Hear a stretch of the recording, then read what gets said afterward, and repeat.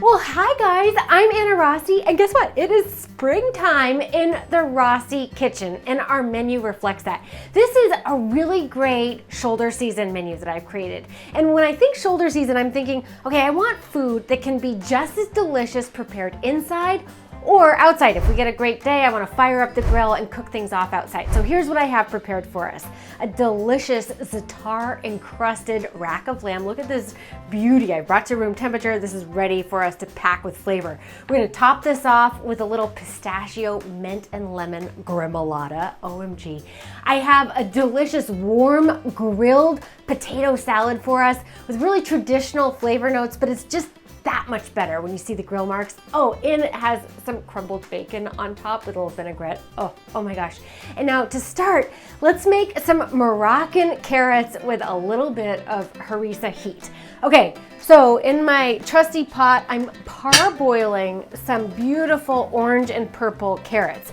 I grabbed the ones at the store that had the nice green frocks on the end. They're just beautiful. I like to keep that for visual, but you could also use traditional carrots, peel them, and you can even dice them for this recipe. But I'm having some fun keeping the whole root intact. I want to cook these until they're a little bit al dente, not totally soft. I want some structure still left in there. I've salted the water, and then while these finish off, they need another minute or two. Let's build some really big flavor. This is a great dish to make in advance the day before you're having some friends over. It sits well in the refrigerator and the flavor just builds. Okay, so the star flavor here is harissa. I love harissa. This is a Moroccan spice blend that has chili peppers, cumin, coriander, and this one's actually from Curio. They're local, they're out of Cambridge, and it's sweetened with a little bit of rose, which just adds this extra element of complexity that is so fantastic. Also, I love the color. I love that pop, that like really confident red flavor. This does pack a little bit of heat, so work it to taste. Okay, and then I'm gonna make a paste with this using a little bit of extra virgin olive oil, nice and grassy, and a little bit of vinegar. This is the white Modena vinegar. I really like because it's not impacting it with color. I'm gonna let the harissa take the lead there, and then a little bit of lemon juice. I've gone ahead and segmented these really pretty pink lemons. Traditional lemons are also great, but these caught my eye at the store. And isn't that fun when you go into the store and you're like, oh, like be confident veering off to the left or the right with basically what looks good to you. So just give it a little whisk. And then I have a little bit of crushed garlic that we're gonna pop in there too. Then to add a little extra oomph after this comes out of the refrigerator when we're ready to serve, we'll go ahead and top it with some cilantro, some feta, and a little bit of mint. So this is the cool thing with root vegetables. When they're hot, they're thirsty, just like us. Like right when we're hot, we need to quench our thirst. And when you're seeing steam release from your vegetables, that's a great opportunity to influence what the flavors are that you're going to add to that. I'm going to reserve this water because we're going to use this to parboil our potatoes, and it'll just make less work from us, but look at that. Okay, so while the steam is evaporating off, I'm just going to generously cover my root vegetables, my carrots, with this, and then at this point they would be ready to pop in the refrigerator, let them marinate basically overnight, and then before you go to serve, just bring them to room temperature. Take the chill off of them. But today, we're just going to go ahead and serve them up. I think like for impact too, keeping them whole like this, it just makes just such a beautiful statement. I have in here the segmented lemon. So no pith, the skin has been removed, and I'm just going to add in those little blips of citrus pops in there that are just going to make this really stand out, be really unique, and balance out the heat and also the vinaigrette, the olive oil based vinaigrette. Okay, and then let's go ahead and crumble on top a little bit of the feta cheese. Goat cheese is really good on here, or you know what I do sometimes is like a whipped feta. So in the food processor, you just take a little bit of feta and puree it with a little bit of cream cheese, some lemon zest, and a little bit of olive oil and a little more red pepper, and it's so good. And that's also like a really nice, more refined way to serve it up. And then some cilantro. And I love, with these flavors, pulling in a little bit of mint. So I want to chiffonade this just so it's like a little like sliver in there. So I've gone ahead and stacked the mint leaves from largest to smallest, and I'm just going to roll them up like a little tube and then finely slice. So they make these little tiny strips. And this becomes a really pretty garnish on any plate when you're about to serve. So this menu with these harissa carrots, the grilled potato salad, and the za'atar crusted lamb chops are so great because if you're like me and you like to mix up all the flavors, everything pairs so well together. This is also great on its own. So we'll save this. When we come back, we're gonna grill up our potato salad. We'll be right back.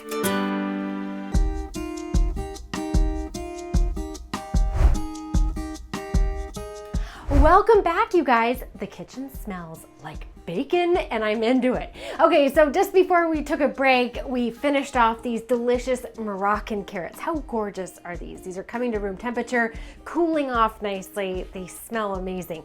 Now, about 10 minutes ago, I dropped a really beautiful variety of potatoes here.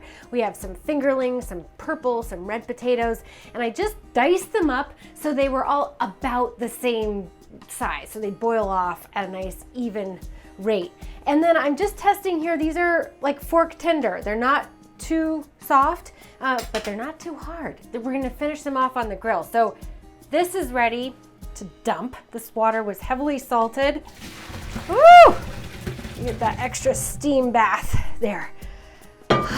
And then we're going to put them back in the pot.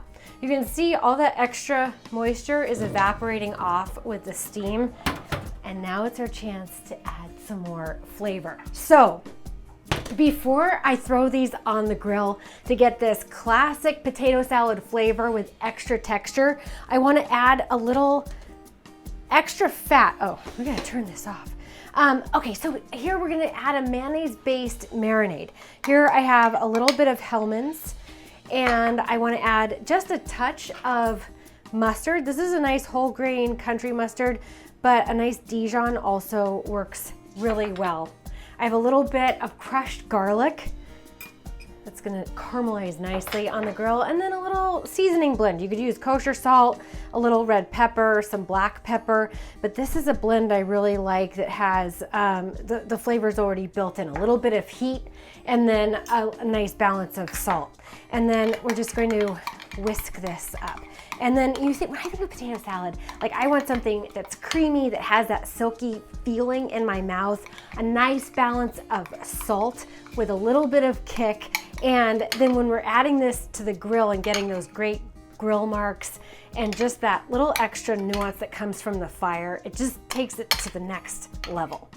Okay, and then with that steam evaporating, these potatoes are really excited and enthusiastic to soak up all that good extra flavor. So the mayonnaise is just going to soften and coat these really evenly and easily. And then the mayonnaise base also will keep this from sticking on your grill. So if you don't want to go outside, if you're into spending time in the kitchen, I would lay these out on a parchment-lined baking sheet and just give them like a really big blast of heat around 450 for about 10 minutes, just until the mayonnaise starts to bubble and you get some really nice like texture starting to encrust those starchy, creamy potatoes. Okay, so this is ready for the grill. I have that preheating outside. But before I take these out, let me go ahead and show you this little vinaigrette that we're gonna use to just top it off. I have a little red wine vinegar. I'm gonna use a little bit of extra virgin olive oil. And again, I'm just pouring everything into my trusty mason jar just because it makes it really easy to shake up and keep on hand in the refrigerator. Equal parts. I like something like this that's a little bit more acidic driven because you have that fattiness of the texture of the potatoes, but also with that Hellmann's mayonnaise. Playing into the Dijon, the mustard flavor, I'm gonna go ahead and add that. And then you can add a little bit of salt and pepper to taste there. And then the great thing about the mason jar, why I love her so much, you just shake it up to emulsify it. Look at that pretty, robust blush color too. And then with the country style mustard, I love those flecks of the seed that you get in there. So this is ready to top with our grilled potatoes when it comes off warm from the grill. And then we're gonna finish it off with some crumbled bacon and some celery leaves. Okay, give me a second. Let me toss this on the grill and I'll meet you right back here.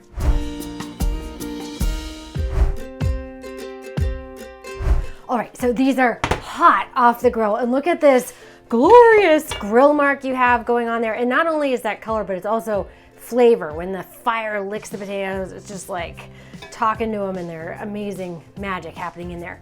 Okay, so again, while the potatoes are still warm, I'm just gonna go ahead and give it a little drizzle of this really great, bright, acidic forward vinaigrette. And that's just going to awaken all the great flavor that we've put in here already. And I don't think for this volume, we're going to need all of it. But the potatoes, they're thirsty as these start to cool and come to room temperature.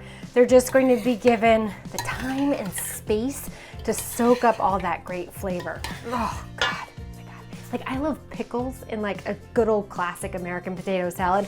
So we're giving a nod with that great acidic note and the vinaigrette in there. That's really great. Okay, also bacon and potatoes. It's like a pairing that we live for in this house. This is the KM maple smoked bacon that is so delicious. I love how crispy it bakes off. And this is not only great flavor, but it's also great texture. I'm gonna save some for the top for a final garnish, but then I want like lots of bites. Like every bite of potato deserves an appropriate companionship of bacon crumble in there. And guys, what are you doing with your celery leaves? I hope you're using them in all different ways because they're peppery, they're delicious. Like if you love arugula and parsley, you're gonna love celery leaves. Don't throw these away. They're delicious and they also hold their structure. So I'm gonna go ahead right from the heart of the celery, pinch off these bright, like look how spring-like bright green. It's like so full of life. They're crunchy, they're peppery, they're full of great texture. And I'm gonna go ahead and toss that in like a salad green into my potato salad. In we go. And then this is ready pretty much to serve up. And I'm happy about it.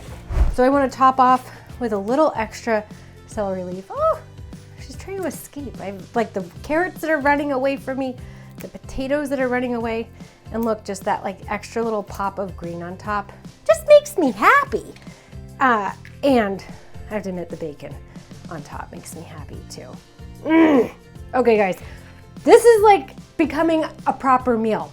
The potatoes are happy to meet the carrots and we come back. Are you ready for a rack of lamb in-house? That's next.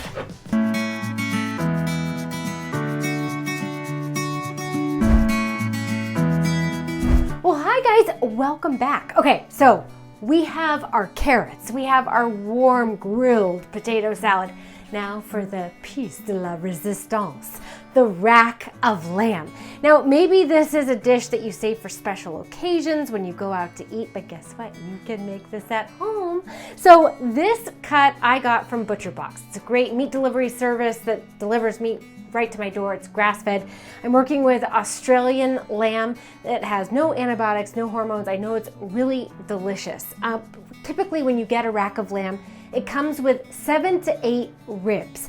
So I'm gonna roast this whole. I have 2 little racks, but then before I serve it, I'm gonna slice it up. So you can serve it like on the medallion, and they're delicious little lollipops. I even serve them sometimes in Bloody Marys if I'm getting really fancy. So one thing that you wanna look for when you're going to your butcher is that they've been Frenched. That means that the skin, the meat, all of the little like juicy bits have been removed from the rib themselves. So you're left with a really dry bone. And this is gonna make for a delicious, convenient handle for when you go to like nibble it off, because I'm definitely using my fingers for this dish. If there is a little bit of meat or skin still attached, it's a little bit of a pain, but it's totally easy. It's just a little bit tedious to go ahead and remove it. So I have like a boning knife here, a small blade, and you just basically want to scrape away until you hear that terrible like nail on a chalkboard sound. All the little parts away from the bone, and then you can just like peel that away, compost it, and that's how you want to prepare your meat. But this is so delicious. You have this beautiful fat layer on top that's gonna get nice and crusty in a really hot oven. I have the oven preheated to 450, and then you're also really enjoying the loin. So it's lean, it's juicy, it's tender, and this is a cut that I want to cook to somewhere between medium rare and rare. So I'm looking at somewhere in the wheelhouse of 125 to 135. And again, that hot temperature is going to give it that really good sear on the outside and keep it really juicy on the inside. Okay, so let's season it. This is so amazing. Okay, so have you guys heard of za'atar? It's an amazing Mediterranean spice blend. Sometimes you can find it at the market, like in like the pre-mixed seasoning section. You can also make your own. It's basically heavy on sesame seeds, heavy on dried thyme, and a little bit of sumac. Sumac grows locally here in New England, and it has this really incredible citric acid sort of flavor. It has a zing to it. It grows on 128, and if you're like me, you've pulled over, and it's very tedious to harvest because it's sticky and it's fuzzy and it's annoying. So find it dried and do yourself a favor. I found this cool little blend that's already in an olive oil base from Zesty Z, and I'm gonna work with this today. So heavy on the salt, both sides, and then let's go ahead and give this a little stir and pop that on there. But yeah, when you pull this out of the refrigerator, let it come to room temperature. Let it just really have a minute to soak in all this great flavor before you pop it into the oven. Okay, and then I'm using a lined baking sheet with a little bit of parchment paper just to spare myself and make cleanup that much easier. Okay. So let's get rid of this. Oh, and this is my little tip too. You saw my dirty little secret to keep my cutting board from moving. Use a damp paper towel to keep things from shifting. Okay, so another thing is oven rack placement. It's gonna make a difference in how your rack cooks off. Heat rises, so I have the oven rack on the upper third of my oven, and then I'm just gonna pop this in, check on it in 15 minutes. If the temperature is around 130, I'm gonna pull it, I'm gonna tent it, let it rest, cut it up. Okay, so now I'm all about my toppings. We kept flavors cool, basic, simple. Now let's create a really good topping. Mint, like mint jelly, is really popular for lamb and a rack of lamb. But let's make it fancy. So we're gonna do a gremolata. Gremolata is a green sauce that you would see in traditional Milanese cuisine on top of like a veal shank, ossobuco style, but it also does so well on all sorts of vegetables. So like think about like your plate pairings here with the carrots and the potatoes, and then the lamb. So we're gonna do pistachio, mint, and lemon gremolata, and I wanna keep things coarse. So here I have some roasted pistachios, loads of mint, a little parsley, a little bit of garlic, and then I'm just gonna pop in a little bit of salt to balance things out. And then here I have the leftover lemon from my carrots, but you just use a little bit of lemon. And then if you wanna just make things a little bit special when you're working with anything citrus that calls for lemon, try adding a little bit of orange or grapefruit zest. Okay, so here we go, in with my roasted pistachios. These have been lightly salted, so this is a great example of how you want to sort of taste as you go. The garlic and the pistachios are the most coarse. So I just want to give them a little blitz, and then let's load in, oh my gosh, all that mint. And the pistachios are buttery. I like things that are rustic and that are crunchy, that have like all this great texture to contrast really with like that really tender, juicy lamb meat. And then here we go with the parsley. And then let's add just like a little bit of extra virgin olive oil because she get along so well with all these great ingredients. And then my lemon. Woo! And well, how about that? Just put it all in. And then let's do a little bit of orange zest. I might save a little bit of the zest to just top on for like a final little garnish because I love that pop of orange. Okay.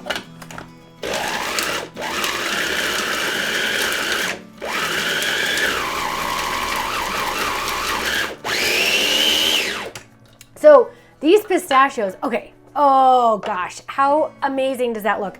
I love how coarse it is. I love how it's really gonna hang on the pieces. The pistachios were like in the shell, like that big pack you get that's like been roasted and salted. So I wanna taste before I add any sort of salt. And this is really that texture I'm going for. Nice and crunchy, and you can see all the ingredients. Oh my gosh. It is like a spring awakening happening in the Cuisinart. It is so amazing. Okay, so you can see, like it didn't get everything. There's like one little stubborn piece of parsley that I'm just gonna go ahead and pull because I don't wanna over puree this. I want it to have this texture. And now we're just gonna wait until the lamb has had time to roast off, and then we're going to plate it up, and it's going to be delicious. Okay, let's check in a few. Who's ready for a little medium rare lamb? I am. Okay, pulled this out of the oven about 5 minutes ago. Ideally, I would want to give this somewhere between 10 to 15 minutes to rest. Let all those great juices soak back up into the meat, but I can't wait. We're going to go ahead and slice into this. So the potato salad, the carrots, now we have these beautiful, beautiful lamb chops on a nice platter. This is where you can have some fun plating. I mean, this is really something where someone will feel special when you are serving them this beautiful cut of meat. Look, it is just beautiful. And these are like, no wonder you call them lollipops. I mean, they're on the savory side, but just finger licking, they're succulent. They're just totally delicious and really a treat, but also something that is probably one of the easier dishes to whip up and not have it be intimidating. I'm gonna go ahead and top with this gorgeous gremolata that has these beautiful verdant green colors, the mint, the pistachio, all of that pop in there. And then remember I said I wanted to save a little bit of the orange zest to just add that little extra color on top because we can, it's beautiful. It's another little pop and complement. So much texture, so much flavor. Maldon sea salt is absolutely my favorite finishing salt. I love that it isn't too, it doesn't like slap you in the face, but you still get this great crunch and texture. And then we have the mint, we have the pistachio, we have the parsley. Let's just have some fun plating it up. My mom used to always call this the lipstick on the plate. And don't forget about the garnish. You've done all the hard work. Make her pretty. And this is just great, even, you know, outside of spring. And thinking of things that go from the grill to the oven, depending on the weather and the mood. Okay, I mean, I'm ready to serve this. Look at this. Beautiful rack of lamb, served up lollipop style with a gorgeous pistachio mint gremolata, our harissa Moroccan carrots, and a warm grilled potato salad. Who should I invite over for dinner? I want you to come over for dinner. Okay guys, I'm gonna dig in, lick my fingers, and I'll see you next week. Bye. Shut the front door.